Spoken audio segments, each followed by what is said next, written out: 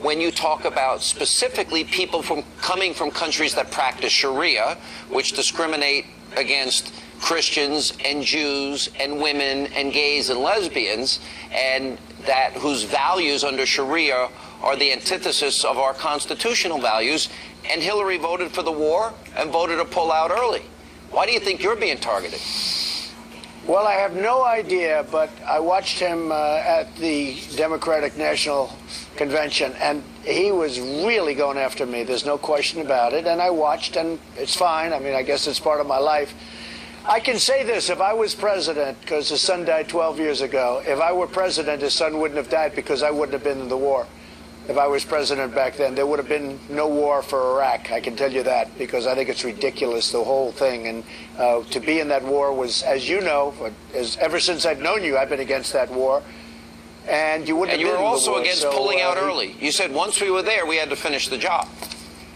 That is, by the way, that's true. They pulled out and they lost it and they gave it up to ISIS and they gave it up to a lot of other people. But I wouldn't have been in the war. We would have had no war with Iraq. Iraq would have been right now fighting as they had been forever. They would have right now been fighting. They'd be in the middle of fighting Iran again for another 5-year spurt.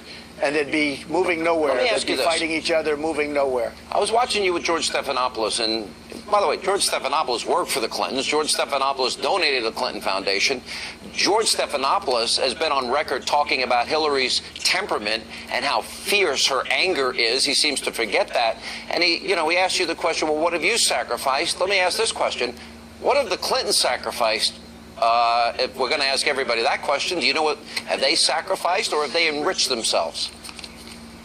Well, they haven't sacrificed very much, but, they've worked hard. I talked about what I did. And, by the way, I thought that George Stephanopoulos gave a fair interview. I didn't see anything wrong with the interview.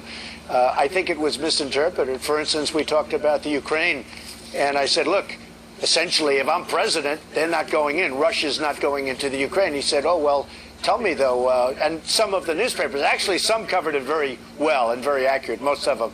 But some of them said, oh, therefore, Trump didn't know about Crimea being taken a couple of years before. Of course I knew about that. But that's gone. I mean, Crimea is gone. They took that during Obama's administration. Obama says that, well, Trump might be friendly with Putin, which I'm not. I don't know Putin.